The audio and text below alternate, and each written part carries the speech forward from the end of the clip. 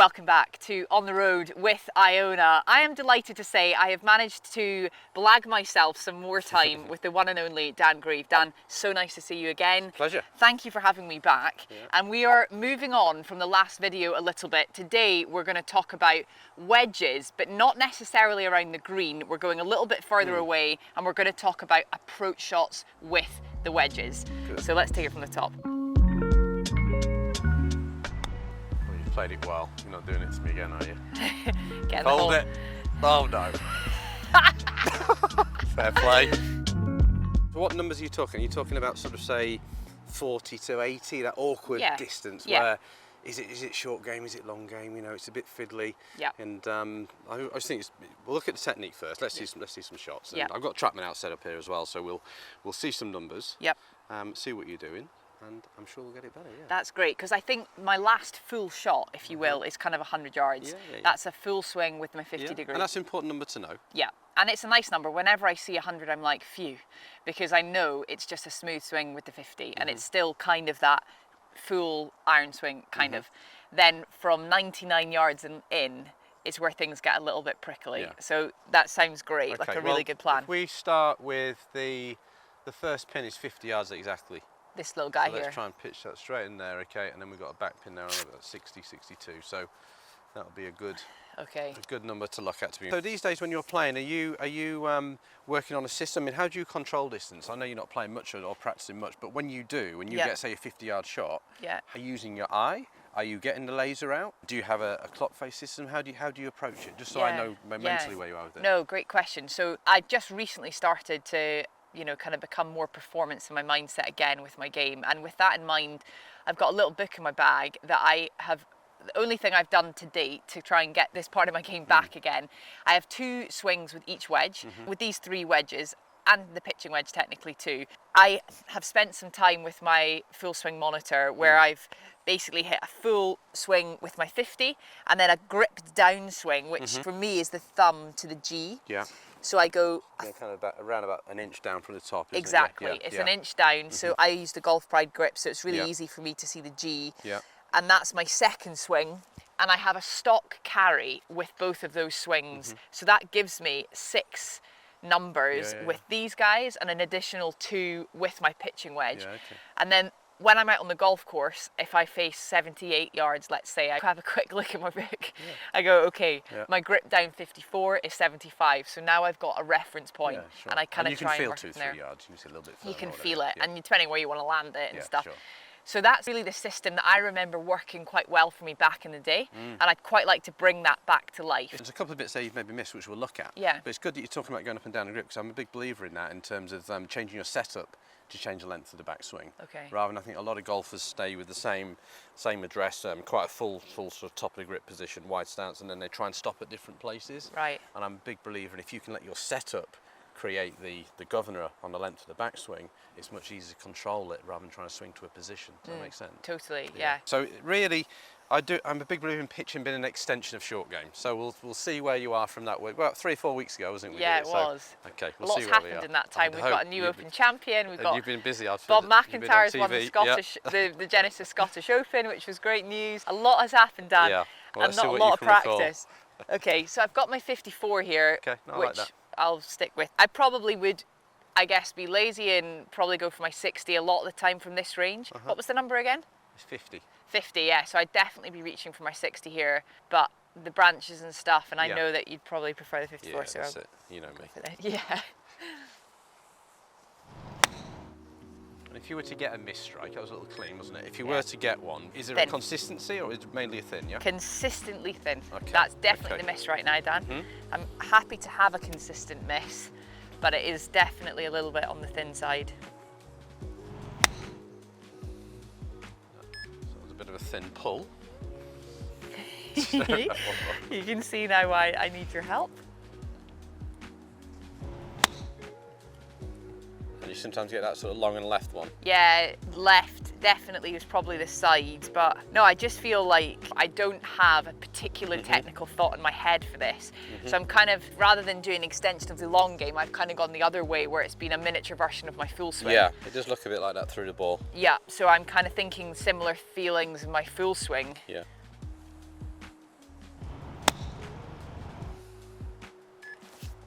Okay. All right, so one more for me. Yep. Get this, get your path on track, man. We're going to get there, okay.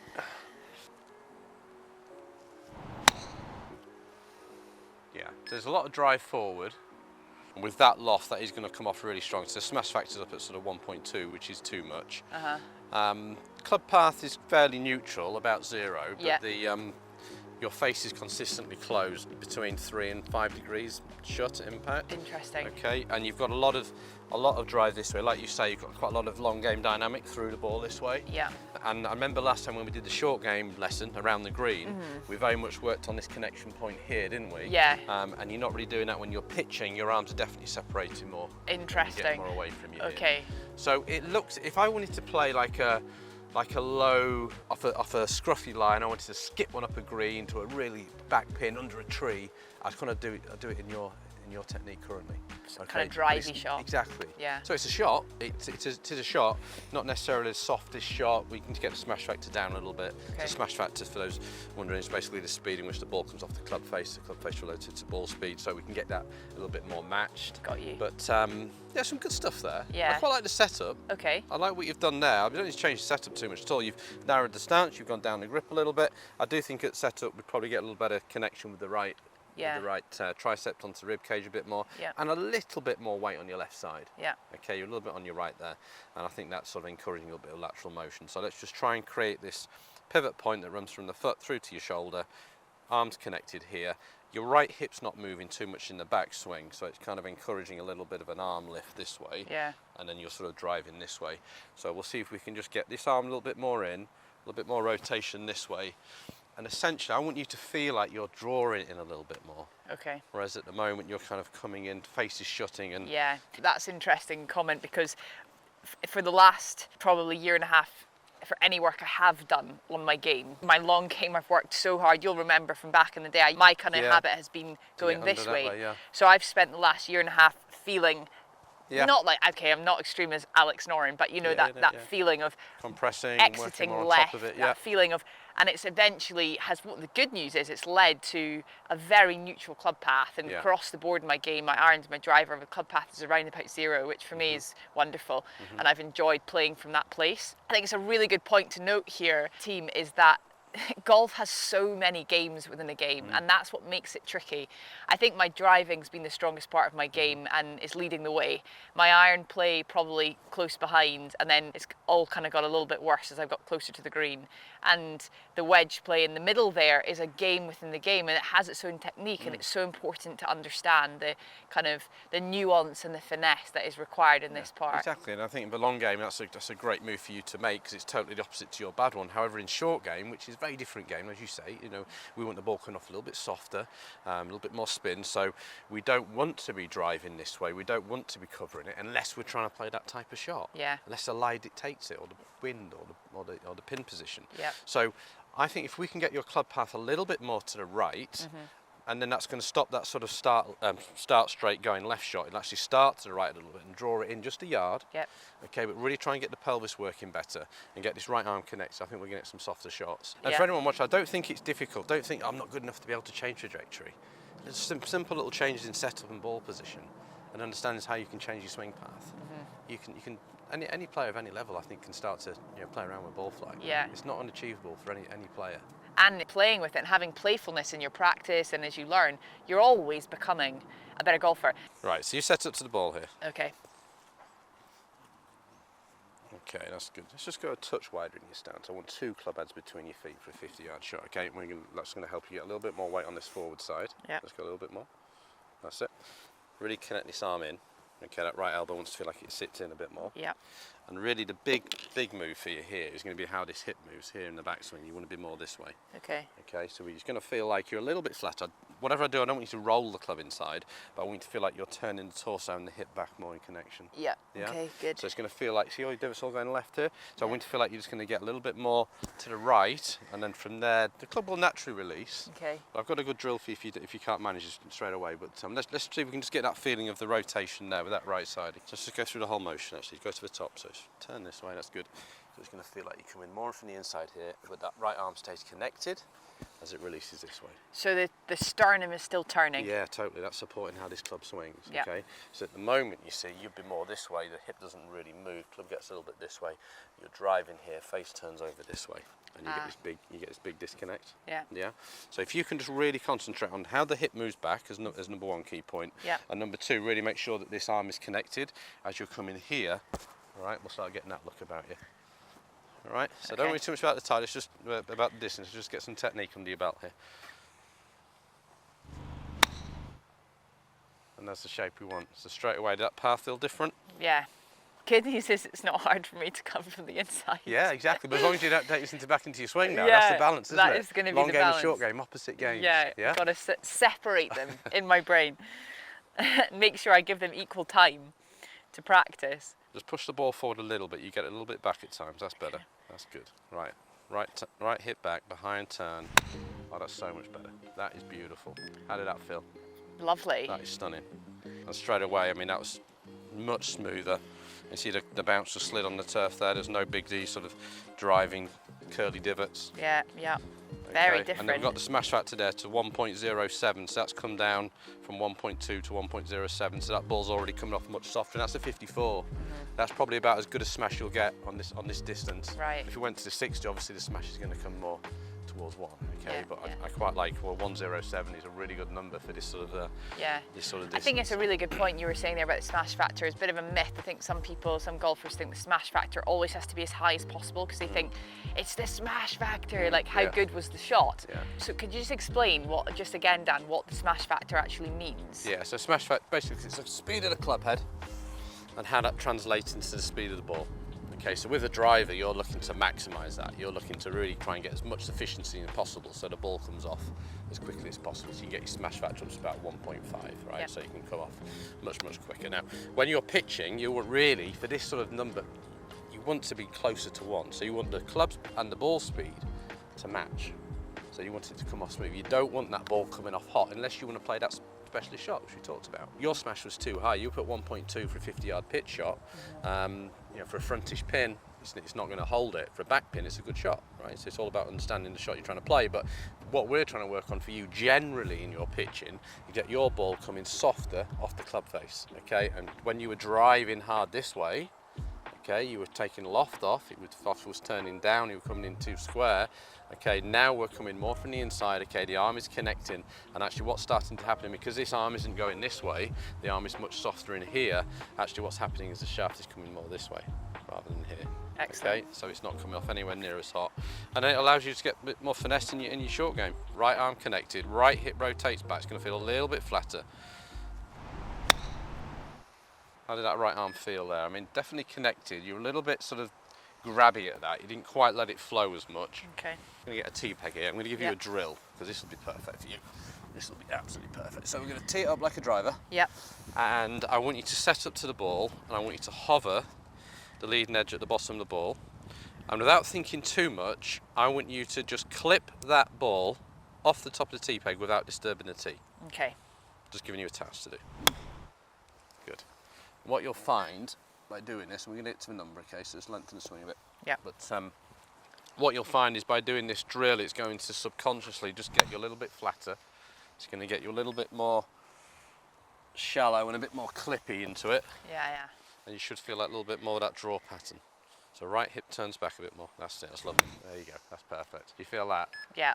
Look at the spin there as well. Wow. Yeah? Wow. This also teaches you to hit it out the correct part of the club face, which wants to be on that sort of 3rd, 4th groove. Okay. Okay? Yeah. Because you're hitting down quite a lot, you're actually getting quite a lot of contacts at the top of the face, okay, which will sort of make it sort of balloon up a bit. Yeah. So when you start to clip it at the bottom of the face, you get the gear effect turning down over it, and the spin, you should have felt that ball almost like Definitely sticking to the grooves there. I could feel it. Yeah, that friction went up.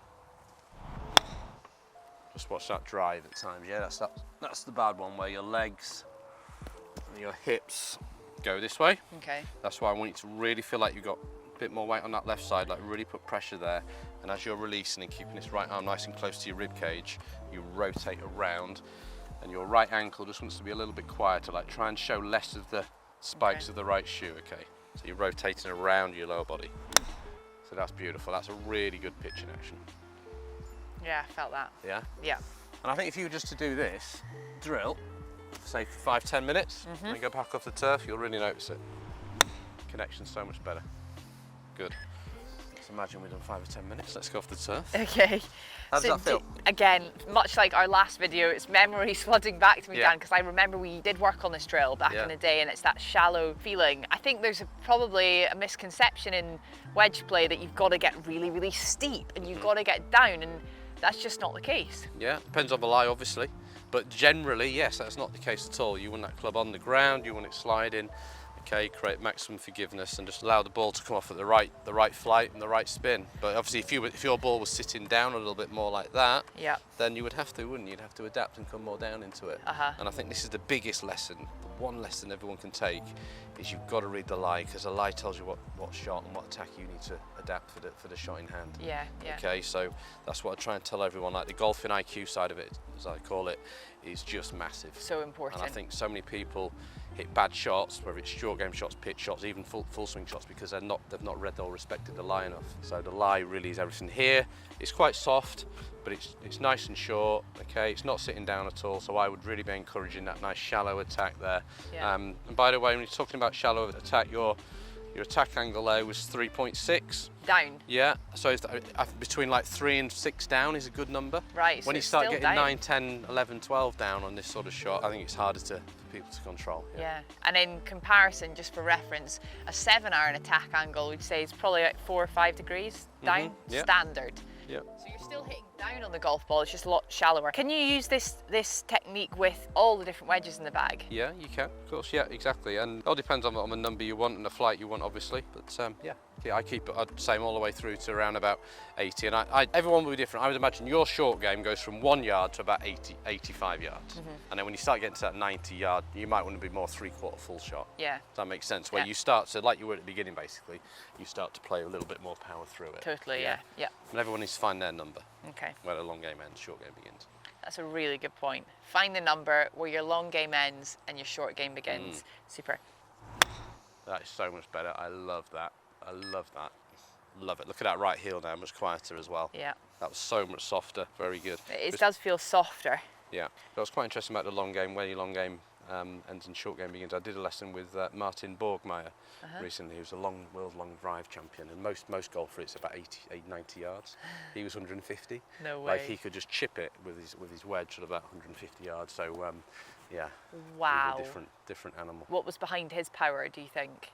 Oh, he's world long drive champion, so he's got so much speed. He's incredible. He can drive it like 450 yards. So he came for a short game lesson, so which is really interesting. Like you know, the finesse side versus the power side, because he's trying to become more of a complete player. Right. And he was just smashing his wedges right up into the sky, loads of spin.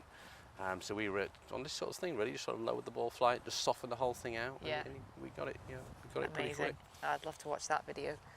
Great ball position now, right, you're feeling this connection, yeah? Yep. And you're feeling this hip working. And what I really like about it is you're not cheating it and just rolling that club in, like the whole thing is working together. Okay. Okay. Keep a weight on that left side, rotate around it, clip it, path to the right. That's beautiful, that's the best you'd play today. Yeah, that is as good as it gets, right there.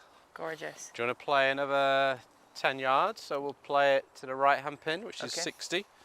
Your smash there was 105, by the way. Perfect. For reference. Carried 49 yards. 49 yards, okay. So now you've widened the stance a little bit. You need to find another 10 yards, okay? So you've sort of, normally you're about an inch down. You can maybe come up a tiny bit now. Okay. And you've widened the stance a little bit. So what you should find now, if your weight is on the left, if you take your backswing now, do you feel like there is that structure there where the arm can't travel much further?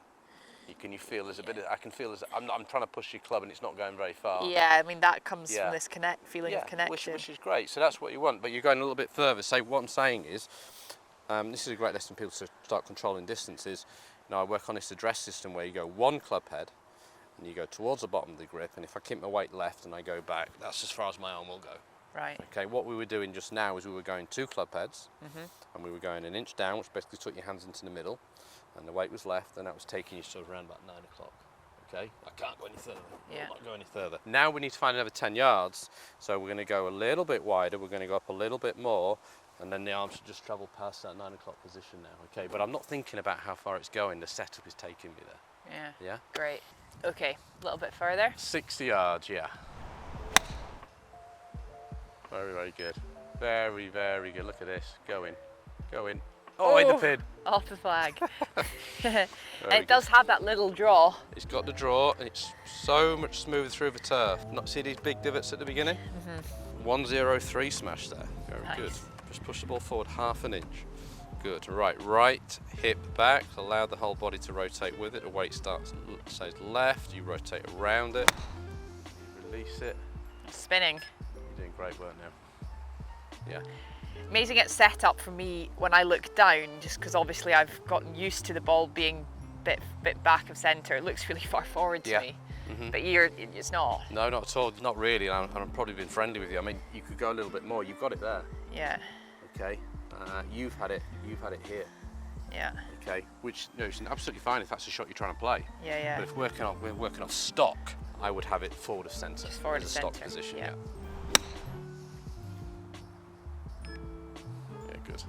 So if you were to say what is the one big feel that's different to you, what would you say? Because we've talked about a few things there, but just so I'm clear that you totally understand it, what's your main feel? First is just more that into out kind of feeling of a draw swing. Yeah. And the second is just all the relaxed sort of gentleness to it. You know, I think before it was a case of quite tense and kind of poof, and then it'd come out like a bat out of hell and I'd be going, stop, you know, and this is kind of a lot more elegant way of playing the shot. Yeah, and this right, it's interesting. So you're right, what I've noticed the most is this right arm is so much softer through the ball. Like through impact, it looks like this now. Like the arc, the hand arc is much narrower, whereas before it was like this. It's just like you've achieved that by just trying to smooth it out. You know what I mean? So if you're trying to create more speed, everything's gonna get long and drivey. Yeah. Just by you thinking, okay, let's be smoother, let's be softer, the right arm becomes softer. Yeah. And I love this feeling of the right elbow being flexed through the ball. I think if you look at all the greats who've pitched, they're just much softer this way versus that way. Yeah, I think the feeling of the left leg being kind of like the reference point as well is very secure. Like it gives me a real sense of security in the swing because it's like the totem pole in the swing, and so long as I'm kind of rotating and moving around that, it doesn't feel like a lot could go wrong here. Yeah. It's kind of holding the fort together. Well, before you had quite a lot of lateral shift because you didn't really have that security, but now you've got that, you see, then you've got something which you can rotate around. Yeah.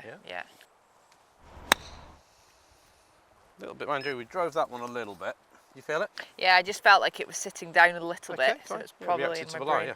So we would call this the kind of stock pitch shot, Yeah, would we? called your stock pitch, yeah. Stock pitch, great. Which is club path, sort of 2 degrees to the right. Angle of attack that was 3.6 down. Smash factor is 1.05. Spin rate, the good strike there is 6,000 to 7,000. Yeah. You know, so all good numbers. Club path is 3 degrees shut to target there. Because we're swinging at these numbers, these sort of 50 mile an hour speed numbers, you're not going to get the ball turning over more than the yard. Now, if you use these numbers with your driver, you are going to hit hooks. Yeah, yeah. And that's what you need to remember about the game. You know, there are ideal numbers for pitching, there's ideal numbers for the full swing. Yeah. So, you know, some numbers are good and some are going to hurt you, but you need to understand the difference, yeah? Yeah, now, totally. For when you're pitching, you want the path to the right and you want your face a little bit to the left. Okay. Really hope you're enjoying this video so far. I am having a treat in this lesson with Dan, and I'm getting my wedge game back up to where I want it to be. We've covered the stock shot, but we're about to cover a shot that is going to take your game to the next level, and your friends are going to be so impressed with the skill and finesse that you can bring from 100 yards and in, you're not even going to believe it. Yeah, beautiful. Just nipped off the top. So good. Now, just so we can see, I mean, that's great. I'll use that absolutely as your stock shot. Yeah. But just so you can Love that. change it a little bit, quite easily, hopefully. Let's see, but the wind's quite hard off the right. Let's say you want to hold one into the wind now. Okay. And like cut one in. Yeah. Let's see if you can just open your stance up a little bit.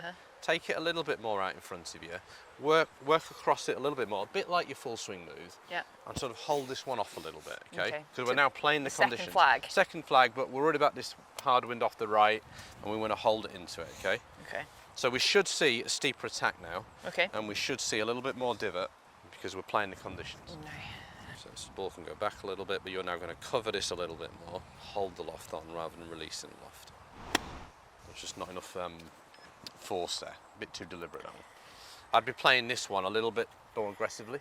Like when I want to cut it in, just play it a little bit further. Ah, nice, okay. And then the challenge is the legs don't go, right? Do that again. So it's still kind of shallow though? Yeah, so don't think too much about it. Just think really getting out weight on that left side, really get there and just feel like you're covering it, not driving through too hard with your legs. There you go, that's the other shot. So it's more of a cut feel, yeah? Yeah. Let me demonstrate it. Okay, nice. So we've got the draw, that's fine. We can come in this way and clip the draw. Nice. Okay, works that way all day long, okay? What club have you got in your hand there, Dan? That's a 56. Okay. Now, if I want to hit the fade shot or hold it into a wind, all I'm going to do is open up a little bit, put the ball back in the stance, take it out a little bit more, but hold it this time. So what you've been doing really well is releasing the club this way. Yeah. Now I want to hold it more this way. Okay. Okay. So the hands stay ahead. Yeah, exactly. So it's just going to hold it in the wind better. You see that's moving left to right? Wow, yeah. And that's just a nice shot to manage the wind. I love that. So think about how the club shaft works differently. Okay, you're either releasing the draw, or you're holding the fade. Yeah, yeah. So it's a couple of little changes at address in terms of ball position and alignment. Yeah. Look at the difference in the divot between the first one. I don't think I made a divot. It was super shallow. Yeah, but now look at this divot. Just a bruise versus a proper divot. Yeah, exactly, yeah. And am I right in thinking these shots are the stock shot and now we've got this little cutty one are applicable to inland golf and links golf? Yeah, totally, yeah, absolutely. Because I obviously play a lot of links golf, but when I'm back down links golf is funny because sometimes you get the baked out links golf where you probably want to get a little bit more down like I just got, like a little bit more pinchy and a bit more down into it. But then often links is like tight, but it's got a bit of sponge to it, you know what I mean? It's got a bit of give. Yeah. And that's what I love pitching off, because you can just play that first technique we just did and it just bounces off it lovely, okay? Love that. So this is just try and hold this finish off a little bit more. So go to the top, a little bit more in front of you. Come down. It's a bit more that way through it. Okay. Okay? That's exaggerating, but that's the feel. There we go. There you go. That's it. You just need to watch someone, that's it, copy it. Watching's a great way to learn. Yeah, perfect.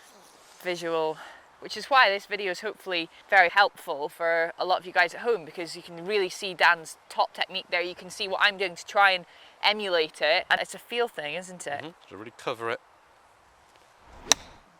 Yeah, very good, very good. So that'll manage it into the wind there, that's good. Now flight one in lower, so what I want you to do now is play, this green's not quite the green for it, but you see the bank of the bunker? Yeah. Imagine the pin is sort of on the cut there, okay, into the rough. Yeah. And we've got like 30 yards of green, and I want a real skip with the first bounce. In fact, you've got a 50, haven't you? Yes. Let's do that with a 50. And we're going to land this 5 on. Okay. I want this to run out 15 or 20 yards. So this is that back pin. Maybe it's on top of a shelf. Okay. And you want to flight it in lower so it doesn't get stuck on the shelf. So it's not the stock, it's not the cut, it's a different one. We're going lower. So what we're going to do here is loft is the big thing. All we're changing is loft, really. Yeah. The ball's gone back a bit. Yep. And if we're talking about which release you're using now, this would be now a release 1. Hands. So basically release 1 on the left, nice. On the left tip there, okay. But it's just a shorter finish. Don't think too much about this. The body action, chop your arms off for a second. This is the same for every pitch shot. Okay. Yeah. What we're changing is ball position, loft in your hand, and how we swing through the ball. Okay, so you're going to go shorter in your follow through now, and it'll just come out flatter. Spin a little bit, and it'll run out up to that top tier. How steep should I be? Not too steep here. Okay. There you go. There you go. It's a Scottish shot. I knew you'd have that one. I got that one in the locker.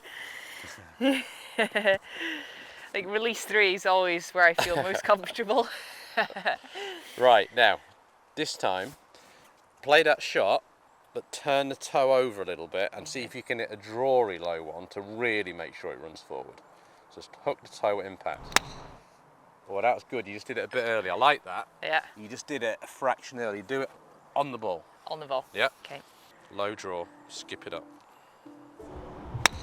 That's perfect. I love that. Honestly, if I was playing with you and the pin was there and you play that shot, I'd be going, wow, there's a player. Oh, nice. You know, because you've looked at the situation, you've got the ball flight correct, you've turned the toe over so it's got up that hill. Yeah. You know, when I play with golfers, most of my golf is with amateur golfers these days, and I just see they can play a nice shot, but it's just totally the wrong shot, the wrong time. Yeah. So it's like you've got a slope there, for example, pin's just on top, and they'll just land it in the slope, and it just digs its feet in, and I'll go, wow, that stopped quickly, and I'm thinking, well, it always was going to stop quick. Yeah. You know, you got to try and predict in this game what the ball's going to do before it happens. Yeah, and that's the magic of it, because it's so, the success is often in that thought and the decision before you actually do anything in terms of pulling the trigger in the game. That requires some discipline and some consideration, I think, because we all get so excited, don't we, with our golf. We just want to get out there and eager to hit the shot, and I'm the worst for it. I mean, people are like, say I'm the quickest player on the planet, because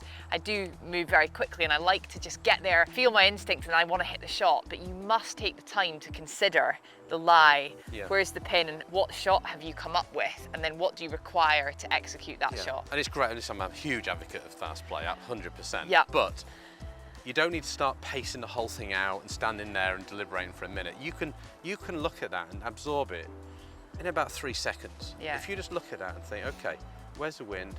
What's the slope doing? How firm or how slow are the greens? You know, just think about that and visualize what ball flight do I need and what spin do I need? And you can do all that in 3 seconds. Yeah. Some people just don't think. They just don't think. They'll just pull the club out and play it. Yeah. And then they'll think afterward.